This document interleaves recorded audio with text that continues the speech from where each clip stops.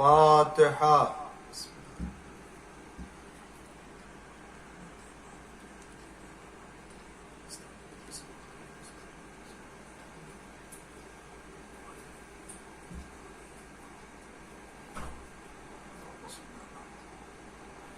اعوذ باللہ السمیع العلیم من الشیطان اللعین الرجیم. بسم اللہ الرحمن الرحیم. الحمد للہ المعروف من غیر رؤیت والخالق من غیر منصبت. خلق الخلائق بقدرت واستعبد الارباب بعزت وساد العظماء بجود. والصلاة والسلام والتحیۃ والاکرام علی البشیر النذیر السراج المنیر حبیب الہ العالمین ابی القاسم محمد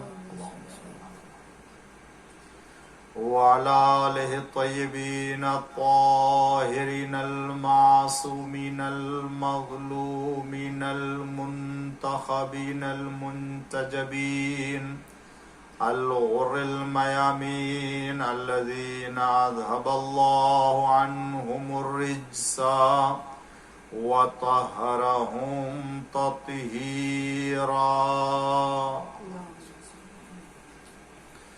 لا سیما الامام المبین بقیت اللہ فی الارضین الحجة الثانی عشر والمہدی المنتظر عجل اللہ تعالی فرجہ الشریف. اللہم لعن اول ظالم ظلم حق محمد وآل محمد وآخر تابع له على ذلك. اللهم لعن العصابة التي جاهدت الحسين وشايعت وبايعت وتابعت على قتله. اللهم لعنهم جميعا. اما بعد فقد قال الله الحكيم في قرآن الكريم وقوله الحق. بسم الله الرحمن الرحيم. وما ارسلناك الا رحمة للعالمين. صلوات پڑھ دیجئے محمد وآل محمد. ناظرین اکرام اور سامعین اعظام، یہ ماہ سفر کی عشر مجالس کی تیسری مجلس ہے جو عظمت پیغمبر اسلام صلی اللہ علیہ وآلہ وسلم کے عنوان سے آپ کی خدمت میں اپنے معروضات پیش کرنے کی سعادت حاصل کر رہا ہوں، اور جس کے لیے میں نے قرآن کریم کی آیہ کریمہ کا انتخاب کیا ہے کہ جس میں پیغمبر اسلام حضرت محمد مصطفیٰ صلی اللہ علیہ وآلہ وسلم کو تمام عالمین کے لیے رحمت بنا کر کے بھیجے جانے کا ذکر کر رہا ہے. خدا تعالی کہ اے پیغمبر، اے نبی، وما ارسلناک، اور ہم نے آپ کو نہیں بھیجا، الا رحمتا للعالمین، مگر عالمین کے لیے رحمت بنا کر کے.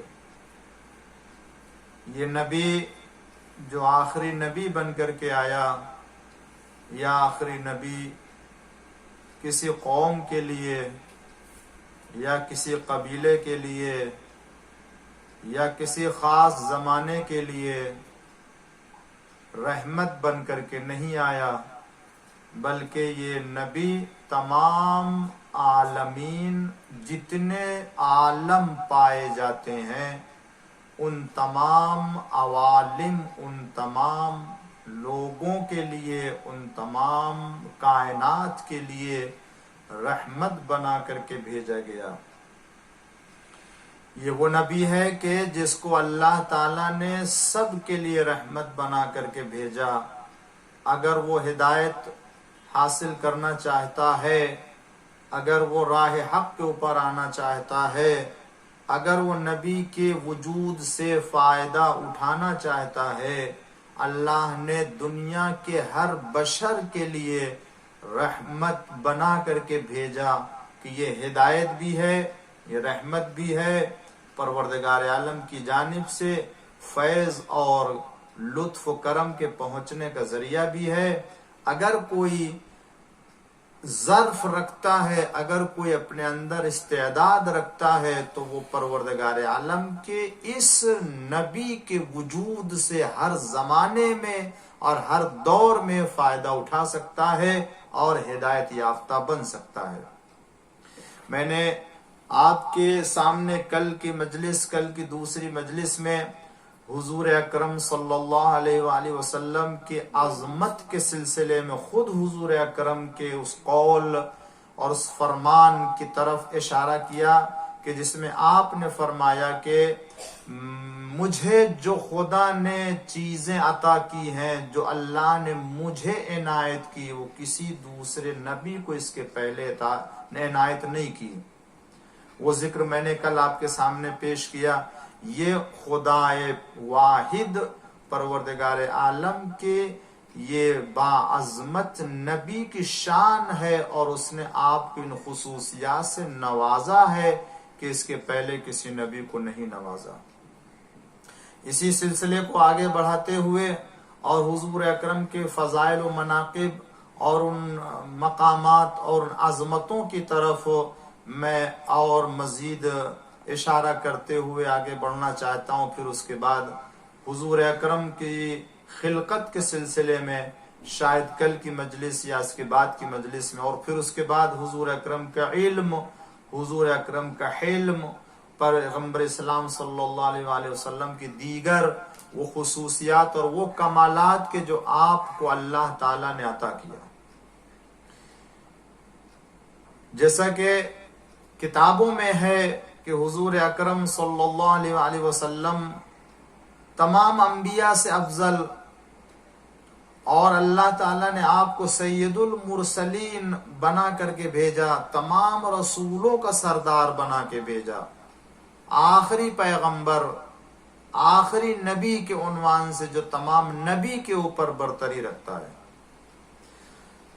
اور اسی سلسلے کی ایک روایت کے جس میں ہمارے اور آپ کے چھٹے امام جعفر صادق علیہ السلام نے جناب صفوان جمال سے فرمایا، اے صفوان، کیا تم جانتے ہو پروردگار عالم نے کتنے نبیوں کو مبعوث کیا ہے؟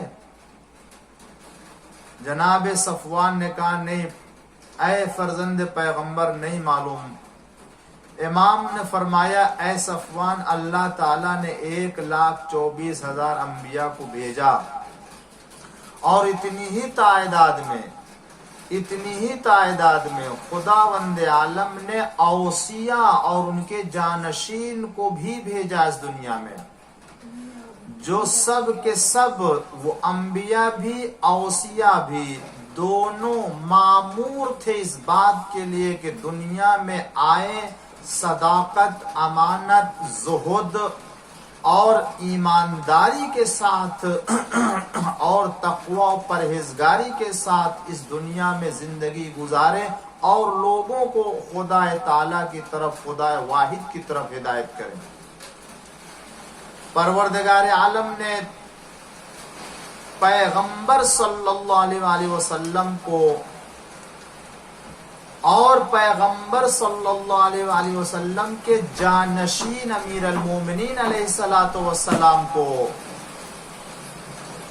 تمام نبیوں کے اوپر برتری عطا کی ہے۔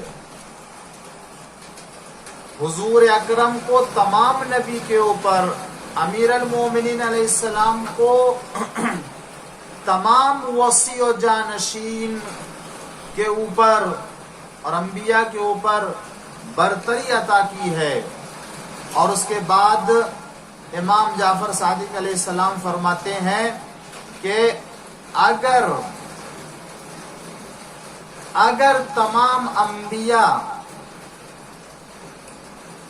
پیغمبر اسلام کے اوپر ایمان نہ رکھتے تو انہیں ان کا کوئی ایمان فائدہ پہنچانے والا نہیں تھا. اگر آدم، جناب نوح، جناب موسیٰ، جناب عیسیٰ، جناب ابراہیم، جناب ادریس، جناب شعیب، جتنے انبیاء آئے ان سب کو اللہ نے ایک درجہ، ایک مقام عطا کیا تھا. لیکن اگر یہ بھی رسول اللہ صلی اللہ علیہ وسلم کے اوپر ایمان نہ رکھتے تو ان کا ایمان بھی کوئی فائدہ نہ پہنچاتا. اس کا مطلب یہ ہے کہ خدا پر ایمان، آخرت پر ایمان کا مرکز قرار دیا ہے حضور اکرم صلی اللہ علیہ وسلم کی ذات گرامی کو. اللہ تعالی نے حضور اکرم کی ذات گرامی کو تمام مخلوقات میں اور تمام انبیاء میں سب سے برتر قرار دیا. دوسری روایت امام جعفر صادق علیہ السلام کی پائی جاتی ہے کہ ایک یہودی آیا اور آنے کے بعد دیکھنے لگا حضور اکرم کو اور سامنے کھڑا ہو کر کے غور سے پیغمبر اسلام کی طرف نگاہ کیے ہوئے تھا اور دیکھتا جا رہا تھا. پیغمبر نے فرمایا کہ اے یہودی، تو کیا دیکھ رہا ہے، کیا چاہتا ہے تو اس نے کہا کہ آپ اب افضل ہیں یا موسیٰ ابن عمران افضل ہیں کہ جن کو خداوند عالم نے کلیم بنایا، کلیم اللہ کا لقب جن کو عطا کیا گیا. ان پر خدا نے توریت نازل کی، خدا نے جناب موسیٰ ابن عمران کو عصا عطا کیا کہ جو اژدہا بن گیا تھا، دریا کو شگافتہ کیا، بادل ان کے سر کے اوپر سایہ کر کے چلتا تھا. آپ افضل ہیں یا موسیٰ ابن عمران افضل ہیں؟ تو پیغمبر صلی اللہ علیہ وسلم نے فرمایا، اچھی بات نہیں ہے کہ انسان اپنی تعریف کرے، مگر حقیقت روشن کرنے کے لیے اور تیری ہدایت کرنے کے لیے میں عرض کرتا ہوں.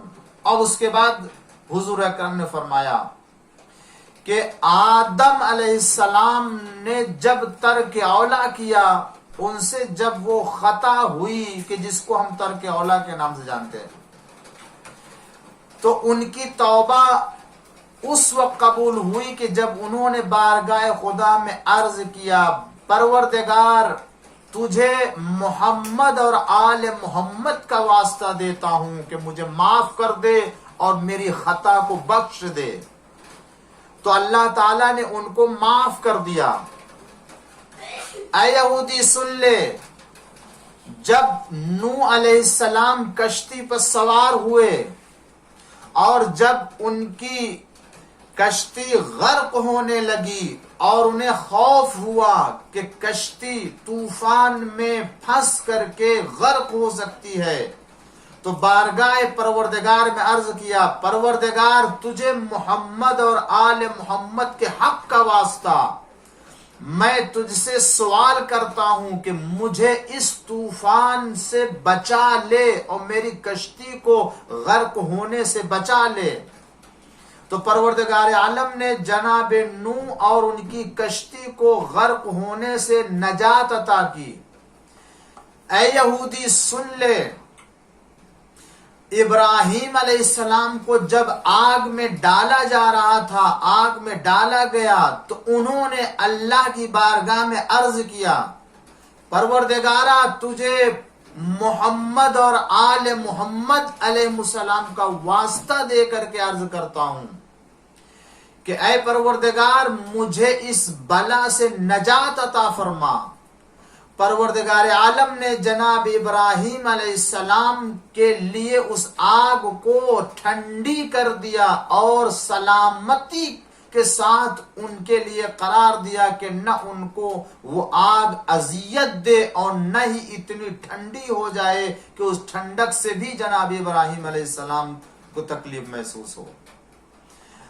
اے یہودی، جب موسیٰ نے اپنے عصا کو ڈالا جادوگروں کے سامنے تو خود ان کے نفس میں خوف پیدا ہوا اور ان کے وجود میں ایک ڈر پیدا ہوا، تو کہنے لگے پروردگار تجھے محمد اور آل محمد علیہ السلام کا واسطہ دے کر کے تو پروردگار مجھے امن اور مجھے خوف سے نجات عطا فرما۔ تو اللہ تعالیٰ نے عرض کیا اے موسیٰ نہ ڈرو، تم جادوگروں کے اوپر برتری پاؤ گے، تمہیں میں نے جادوگروں کے اوپر افضل قرار دیا ہے، تم ان کے اوپر کامیاب رہو گے اور تمہیں خدا کامیابی عطا کرے گا۔ اے یہودی، اگر موسیٰ میرے زمانے کو در کرتے اور وہ مجھ پر ایمان اور میری نبوت پر ایمان نہ لاتے تو موسیٰ کو ان کا ایمان فائدہ نہ پہنچاتا۔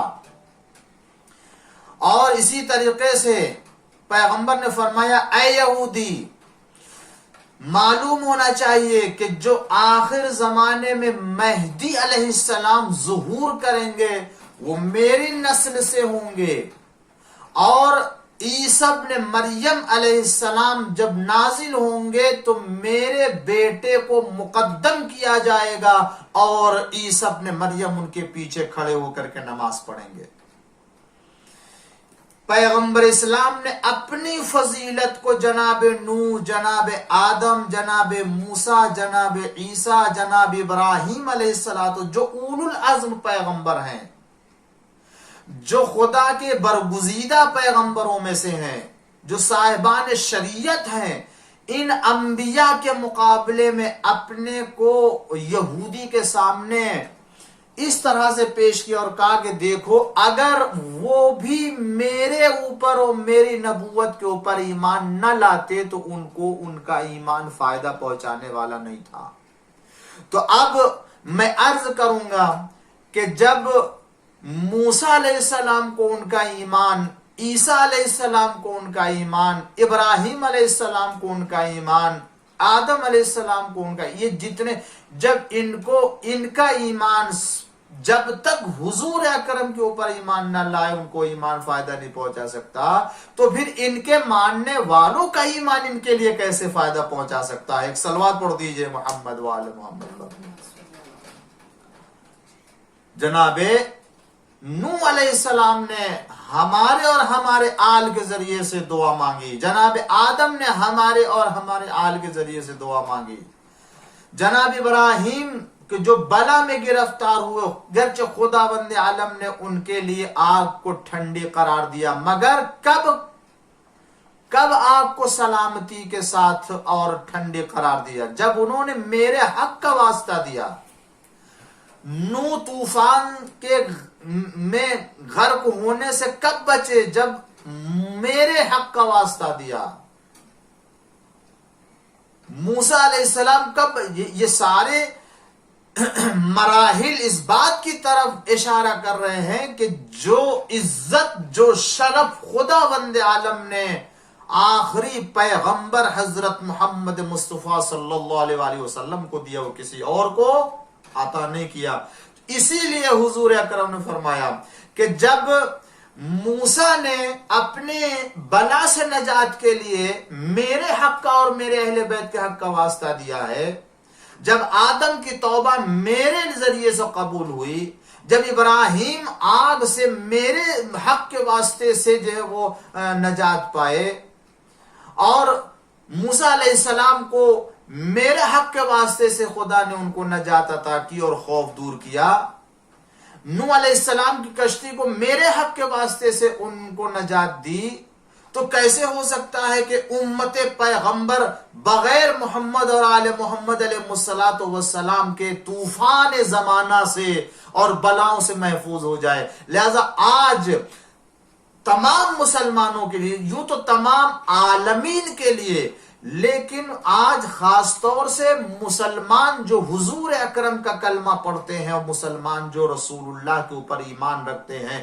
ان تمام مسلمانوں کے لیے ضروری ہے، اور پیغمبر اسلام سے محبت کرنے کا تقاضا یہ ہے کہ جس طریقے سے نوح علیہ السلام نے، موسیٰ علیہ السلام نے، ابراہیم علیہ السلام نے، آدم علیہ السلام نے بلاؤں سے نجات پانے کے لیے محمد اور آل محمد علیہ الصلوۃ والسلام کو ذریعہ نجات قرار دیا، آج تمام مسلمانوں کو دنیا کے ہر بلا سے، ہر گمراہی سے، ہر تاریکی سے، ہر ظلمت سے نجات اگر حاصل کرنا ہے تو محمد اور آل محمد علیہ السلام کے حق کا واسطہ دینا ہوگا، صرف پیغمبر کے حق کا نہیں، جب تک پیغمبر کے ساتھ پیغمبر کے آل کو نہ شامل کیا جائے گا۔ ایک صلوات پڑھ دیجئے محمد و آل محمد۔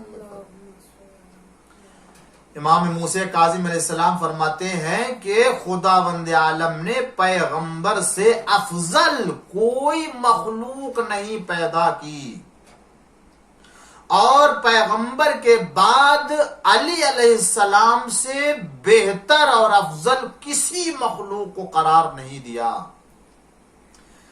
امام رضا علیہ السلام فرماتے ہیں کہ رسول اللہ صلی اللہ علیہ وآلہ وسلم کو خداوند عالم نے تمام انسانوں کا سردار قرار دیا۔ حضور اکرم نے فرمایا مجھے تمام انسانوں کا سردار قرار دیا اور میں فخر نہیں کرتا ہوں۔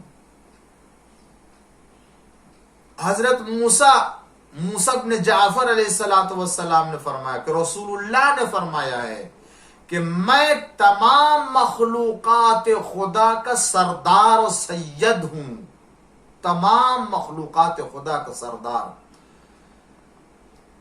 میں جبریل سے، میں اسرافیل سے، میں حاملان عرش کے فرشتوں سے، یعنی جو فرشتے عرش کو اٹھائے ہوئے ہیں ان سے، میں تمام وہ فرشتے جو مقربان بارگاہ خدا ہیں ان تمام فرشتوں سے افضل ہوں۔ مجھے پروردگار عالم نے صاحب شفاعت قرار دیا، مجھے اللہ نے صاحب حوض قرار دیا ہے۔ میں اور علی اس امت کے باپ ہیں۔ اگر کوئی مجھے پہچانتا ہے تو گویا خدا کو پہچانتا ہے، اور اگر کسی نے ہمارا انکار کیا تو اس نے خدا کا انکار کیا۔ دو بیٹے حسن و حسین اس امت کے جوانان جنت کے سردار ہیں، اور امام حسن امام حسین علی علیہ السلام سے وجود میں آئے ہیں، اور حسین کے اولاد سے، حسین کی ذریت اور نسل سے 9 امام آنے والے ہیں، جن کی اطاعت میری اطاعت، جن کی نافرمانی میری نافرمانی ہوگی، اور ان کا جو آخری اور 9واں فرزند ہوگا وہ قائم مہدی علیہ السلام ہوں گے، اور اللہ تعالیٰ نے ان سب کو فضیلت عطا کی ہے مخلوقات خدا کے اوپر۔ حضور اکرم کی زبانی میں عرض کر رہا ہوں کہ پیغمبر اسلام نے خود وہ پیغمبر کے جو تواضع، انکساری، خشوع خضوع، خاکساری میں کائنات میں جس کا کوئی جواب نہیں تھا، وہ پیغمبر کہہ رہا مجھے تمام انبیاء سے، جبریل سے، ملک سے، فرشتوں سے، اسرافیل سے بہتر اور افضل قرار دیا ہے۔ آج کی گفتگو میں میں آپ کی خدمت میں یہ عرض کر دینا چاہتا ہوں کہ حضور کی زبانی یہ پیغمبر کی فضیلت اور پیغمبر کی عظمت جو روایتوں میں ہمارے ہاں پائی جاتی ہے کوئی معمولی بات نہیں ہے کہ پیغمبر اسلام خود اپنے دہن مبارک سے اور زبان مبارک سے امت کو بتائیں اور لوگوں کو تو پہنچائے کہ مجھے اللہ تعالیٰ نے مخلوقات خدا کا سردار بنا دیا ہے۔ اور یہ بہت عظیم فضیلت ہے جس میں خود پیغمبر اسلام نے اپنے زبان مبارک سے عرض کیا کہ موسیٰ، عیسیٰ، ابراہیم، نوح علیہ السلام اور عیسیٰ علیہ السلام، موسیٰ علیہ السلام، آدم علیہ السلام، ہمارے اور ہمارے اہل بیت کے حق کے ذریعے سے ان کو نجات دی گئی ہے۔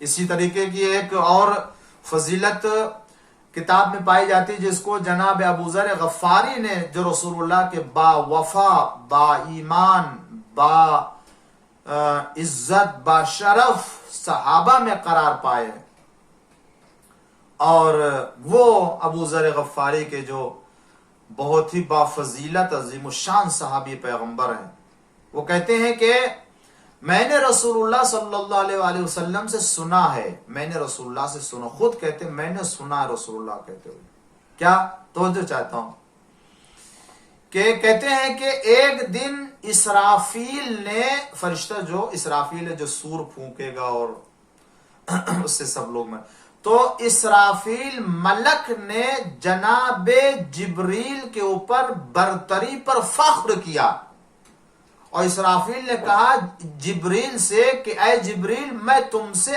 افضل ہوں، برتر ہوں۔ جبریل نے کہا کہ تم مجھ سے برتر ہو، کس بنا پر، کس سبب سے؟ تو اسرافیل نے کہا اس لیے کہ پروردگار عالم نے مجھے عرش کے ساتوں ستون، یا کہہ لیجئے کہ وہ 7 فرشتے کے جو عرش کو اٹھائے ہوئے ہیں، اللہ نے مجھے ان 7 فرشتوں کا ہمدم قرار دیا ہے، مجھے ان کے ہمراہ قرار دیا ہے، میں سور، قیامت کا سور پھونکنے والوں میں سے ہوں، مجھے اتنا بڑا کام اللہ نے دیا ہے قیامت کے دن کہ جب میں سور پھونکوں گا تو ساری مخلوقات خدا ختم ہو جائے گی، نابود ہو جائے گی، یہ شرف اللہ نے مجھے دیا ہے، اور میں خدا بند عالم سے قریب ترین فرشتوں میں سے ہوں، میں نے مقربان بارگاہ خدا میں سے ہوں، میں اس بنا پر کہہ رہا ہوں جبریل میں تم سے افضل ہوں۔ کون فرما رہا ہے؟ حضور اکرم فرما رہے ہیں۔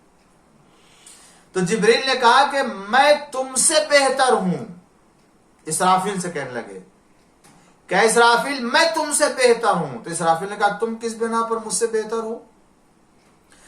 تو جناب جبریل نے کہا اس لیے کہ میں فرشتہ امین وحی ہوں، وحی پروردگار اور پیغام پروردگار کا پہنچانے والا ہوں، امین ہوں، مجھے خدا نے اپنی وحی کا امین قرار دیا، امین یعنی امانت دار، کہ اللہ کا جو پیغام مجھے نبیوں تک پہنچانے کے لیے کہا گیا، میں من و عن اپنی طرف سے بغیر کسی اضافہ کرنے کے میں نبیوں تک پہنچانے والا امین فرشتہ ہوں، میں خدا کے طرف سے انبیاء اور رسولوں کی طرف بھیجے جانے والے فرشتوں میں سے ہوں، مجھے اللہ نے وہ فرشتہ قرار دیا ہے کہ صرف مجھے پیغام دے کر کے رسولوں اور انبیاء تک بھیجنے کے لیے کہا گیا، میں وہ فرشتہ ہوں جس کے ذریعے سے اللہ عذاب نازل کرتا ہے، زمین کو دھس جانے اور زمین کے اوپر عذاب نازل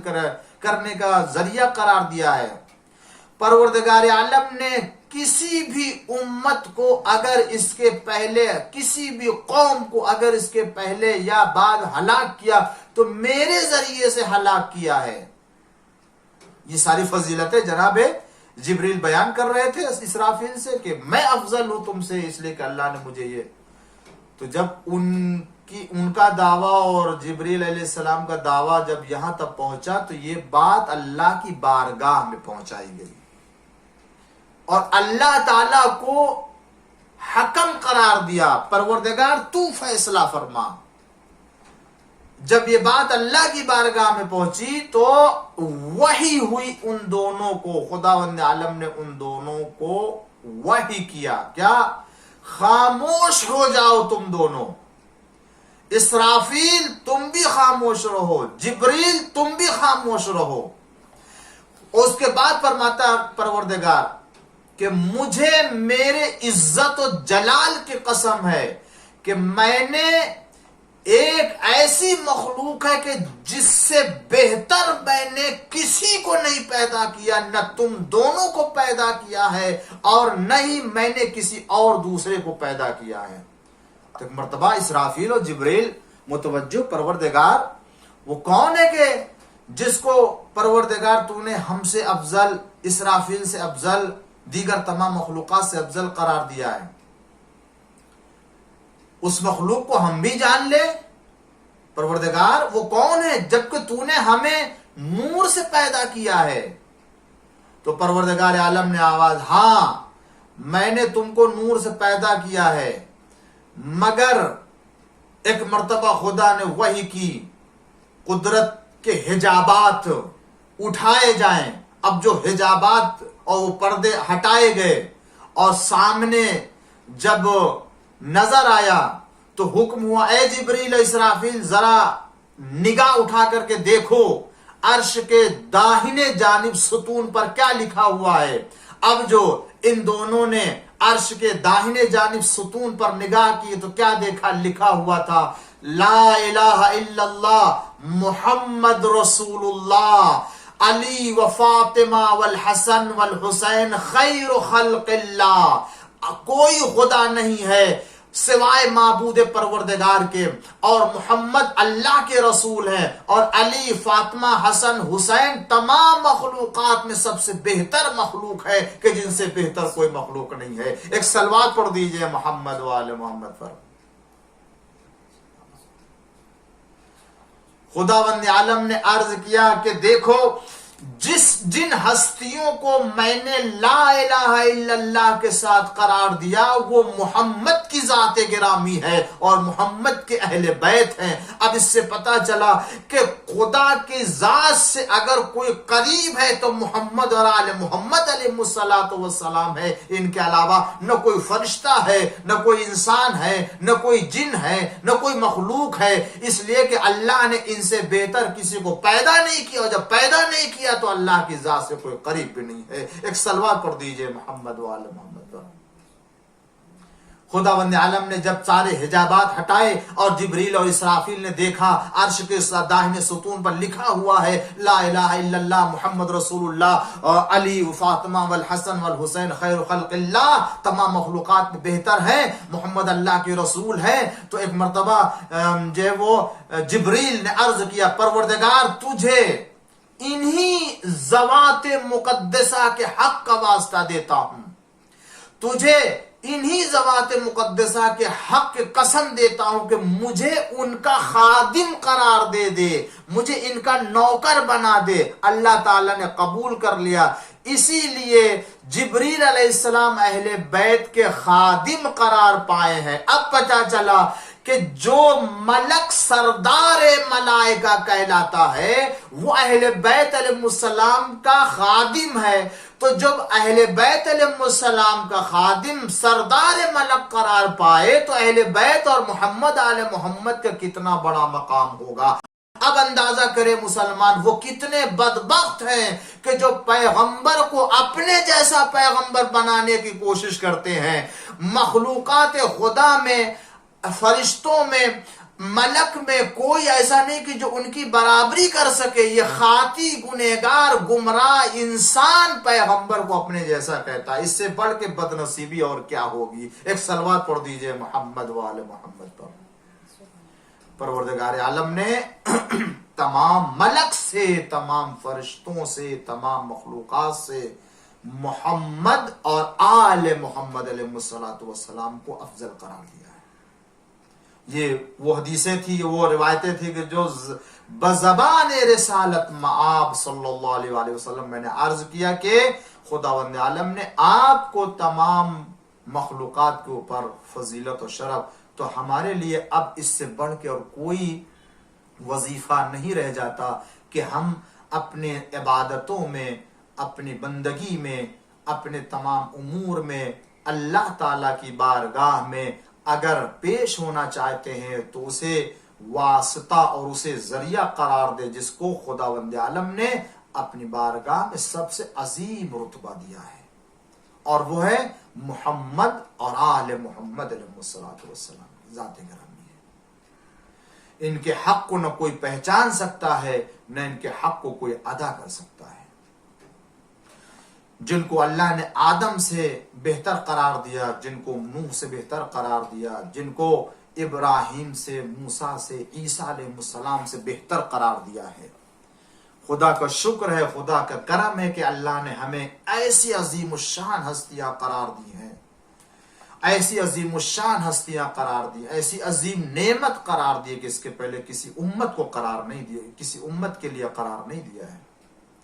تو جب اللہ نے ہمارے لیے اتنے عظیم ہستیوں کو قرار دیا ہے تو ہمارا وظیفہ اور ہماری ذمہ داری بڑھ جاتی ہے کہ ہم بھی بندگی پروردگار میں، عبادت میں، اطاعت میں کوشش کریں، اور ایسی کوشش کریں کہ جو دیگر تمام امتوں کے عبادت اور اطاعت کے مقابل میں ہماری عبادت اور اطاعت سب پہ بھاری رہے، اس لیے کہ اس امت کو نبی جیسا نبی نہیں دیا، اس امت کے درمیان آل محمد علیہ السلام جیسی ہستیاں نہیں رہیں، مگر یہ مسلمان کے جس کو محمد اور آل محمد علیہ السلام کے عظمت اور ان کے منزلت کا احساس ہو کہ ان کے قدر کرنی چاہیے تھی، امت نے ان کے قدر نہ کی، اور نہ صرف یہ کہ قدر نہ کی بلکہ رسول اللہ کو اذیتیں دی گئیں۔ اے کاش رسول اللہ کی عظمتوں کا خیال کیا ہوتا، رسول اللہ کی منزلت اور ان کے مقامات اور ان کے شرف کا لحاظ کیا ہوتا، اگر عزت نہ کی ہوتی تو کم سے کم ان کے اوپر ظلم تو نہ کیا ہوتا۔ پیغمبر نے وصیتیں کی، تاکید کی، سفارش کی کہ دیکھو میں تمہارے درمیان قرآن اور اہل بیت چھوڑ کے جا رہا ہوں، تم ان کے ساتھ حسن سلوک سے پیش آنا۔ خطبہ غدیر میں رسول اللہ نے محمد اور آل محمد کے لیے، اپنی اطرت کے لیے وصیتیں کی، سفارش کی، نیک برتاؤ کرنے کا، مگر ادھر حضور اکرم کی آنکھ بند ہوتی ہے۔ یہی مسلمان کے جو کلمہ پڑھ کے مسلمان ہوئے ہیں، یہی عرب کے جو پیغمبر کا کلمہ پڑھ کر کے مسلمان ہوئے ہیں، یہی مسلمان رسول اللہ کی بیٹی کے گھر پہ لکڑیاں جمع کرنے لگے، اور رسول اللہ کی اس بیٹی کو اتنا ستایا کہ اس کی زبان پر مرثیہ سبت علیہ مصائب لو انہا سبت علیہ سرنا لیا لیا، اور پھر ظلم اور مصائب کی بنیاد رکھ دی گئی۔ یہ سقیفہ میں اور بیت زہرا پہ اگر آگ نہ لگائی جاتی تو کربلا جیسا سانحہ وجود میں نہ آتا، اگر سیدہ کے گھر پہ آگ نہ لگائی جاتی تو کربلا میں سیدانیوں کے خیموں میں بھی آگ نہ لگائی جاتی، اگر سیدہ کے اوپر ظلم نہ ہوتے تو کربلا میں زینب کے اوپر بھی ظلم نہ ہوتے، مگر چونکہ کربلا کے مقدمات مدینے میں ہی وفات پیغمبر کے بعد وجود میں آ گئے تھے، اب کیسے ہو سکتا ہے کہ جن لوگوں نے اس ظلم کی بنیاد رکھی اب آگے یہ ظلم نہ بڑھے؟ آئے لوگوں نے اسی ظلم کو آگے بڑھایا، علی کے ساتھ ظلم کیا، حسنین کے ساتھ ظلم کیا، شہزادی کے اوپر ظلم کیا، محسن کو شہید کیا، علی ابن الحسین کے اوپر ظلم کیا، اور ایسا ظلم کہ کربلا میں حسین ابن علی کے اوپر ایسا ظلم کہ پھر اس ظلم کی نشانی اور اس ظلم کی مثال نہ اس کے پہلے ملتی ہے نہ اس کے بعد ملنے والی ہے۔ ہاں آزادارو کہ جس حسین کے لیے رسول اللہ اتنی ناز برداری کرتے ہوں، اپنے پشت پر بٹھاتے ہوں، اپنے پشت پر شانے کو اوپر بٹھا کے گھماتے ہوں، جن کو اپنی زبان چسانے کے لیے دیتے ہوں، ہائے وہی حسین کربلا کے میدان میں 3 دن کا بھوکا پیاسا شہید کر دیا جائے اور وہ زیر خنجر پانی مانگتا رہے، کوئی اسے پانی پلانے والا نہ رہے۔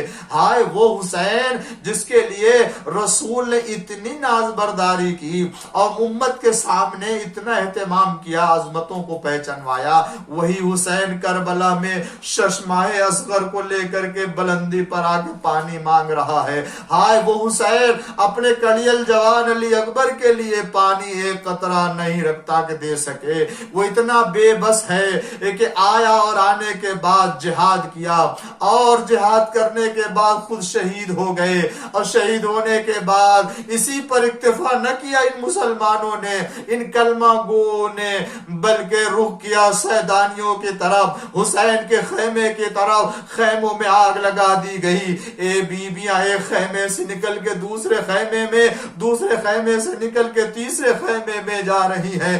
بچے یتیم ہو گئے, سکینہ یتیم ہو گئی, تماچے کھانے لگی, کان کے گوشوارے چھین لیے گئے. ہائے کوئی نہیں ہے جو سکینہ کو بچا سکے, کوئی نہیں ہے جن بچوں کو دلاسا دے سکے. ایک زینب ہے, وہ کس کس کو سنبھالے. عزاداروں, یہاں تک کہ یہ لٹا ہوا قافلہ جو اسیر کر لیا گیا سیدانیوں کو, اہل حرم کو, کوفہ لایا گیا, کوفہ سے شام لایا گیا. عزاداروں, آج سفر کی 3 تاریخ ہے. 3 تاریخ کا مطلب یہ ہے کہ ان اہل حرم کو, سیدانیوں کو شام میں وارد کر دیا گیا ہے اور دربار یزید میں لایا جا رہا ہے.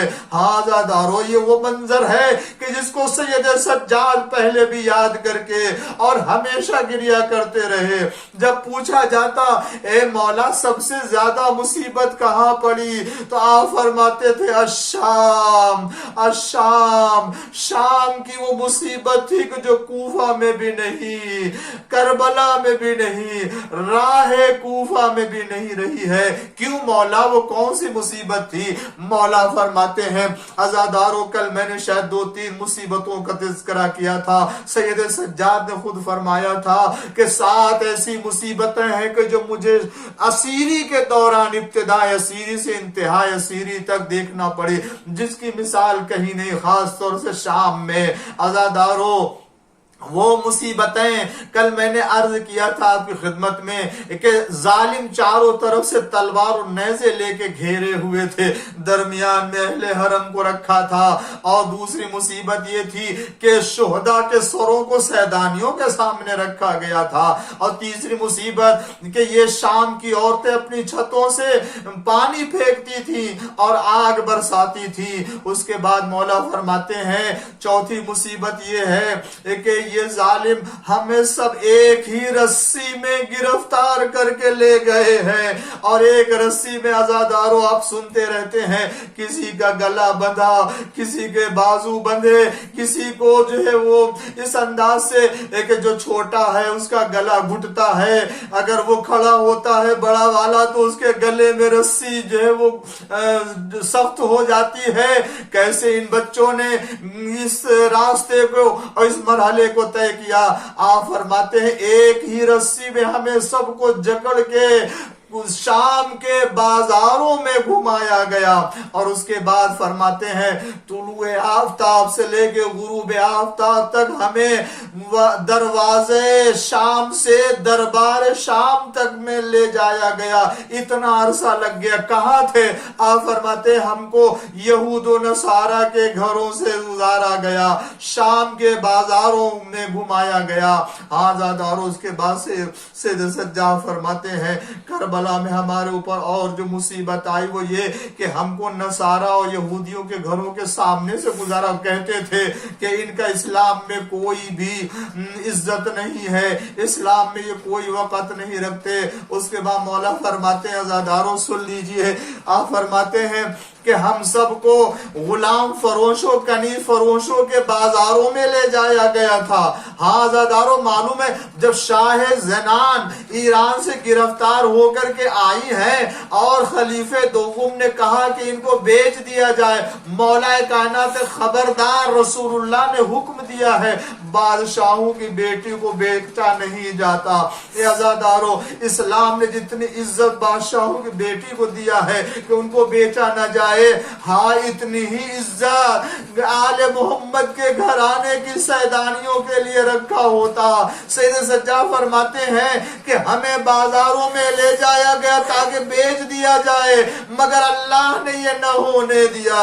اور اس کے بعد آخری مصیبت یہ ہے کہ ہمیں ایسے گھر میں ایسی جگہ قید کر کے رکھا گیا تھا جہاں دن کی دھوپ تھی, رات کا اوس تھا اور ہمارا کوئی پرسان حال نہ تھا، ہر وقت ہمارے اوپر خوف طاری رہتا تھا کہ کب ہمیں قتل کر دیا جائے گا۔ اے عزادارو، شام میں وارد ہونے کا عجب منظر ہے قیامت کا کہ اگر فکر کر لے تو دل پھٹ جاتا ہے۔ ام کلثوم نے کہا تھا شمر سے یا عمر سعد سے کہ ہم کو ایسے دروازے سے وارد کیا جائے جہاں نامحرموں کا مجمع سب سے کم ہو، اور ان سروں کو جو ہمارے ساتھ چل رہے ہیں ان کو ہٹا دیا جائے تاکہ نامحرموں کی نگاہیں ہماری طرف نہ ہو۔ مگر شمر نے اس خواہش کو بھی پوری نہ کیا۔ آل محمد کو کہ جو گرفتار کر کے لائے گئے اس دروازے سے وارد کیا گیا جہاں سب سے زیادہ نامحرموں کا مجمع تھا، اور سروں کو ان کے ہمراہ قرار دیا۔ ہائے کیسے زینب نے گوارا کیا ہوگا، کیسے ام کلثوم نے یہ منظر گوارا کیا ہوگا۔ عجب نہیں کربلا کا رخ کیا ہو۔ اے بھیا، ارے مدینے سے چلی تھی تو تم نے یہ اہتمام پردے کا کیا، آج تمہاری بہن کا پردہ نہیں رہا، نامحرموں کا مجمع بلوے عام۔ وَسَيَعْلَمُونَ الَّذِينَ أَيَّ مُنْقَلَبٍ يَنْقَلِبُونَ رِضًا بِقَضَائِهِ وَتَسْلِيمًا لِأَمْرِهِ۔ پروردگارا بحق زہرا و ابیہا و بال و بنیہا وسر المستودع امام زمانہ کے ظہور میں تعجیل فرما، اور ہم سب کو ان کے چاہنے والوں میں شمار فرما۔ معبود ہم سب کو رسول اللہ صلی اللہ علیہ وآلہ وسلم کے عظمت اور ان کی معرفت کو عطا فرما۔ پالنے والے تجھے واسطہ ہے پیغمبر اسلام اور ان کے آل کا، اے اللہ دنیا میں ہر بلا ہر وبا سے محفوظ فرما۔ پالنے والے ہم سب کو عزاداروں میں قرار فرما۔ معبود اس مجلس امام حسین کو بانیان مجلس کے نام اعمال میں قرار فرما، اور جو لوگ سن رہے ہیں ان تمام سننے والوں کے نام اعمال میں قرار فرما۔ پالنے والے تمام مومنین اور مومنات جو دنیا سے اٹھ چکے ہیں ان کے گناہوں کی مغفرت کا ذریعہ قرار فرما، بحق محمد وآلہ الطاہرین۔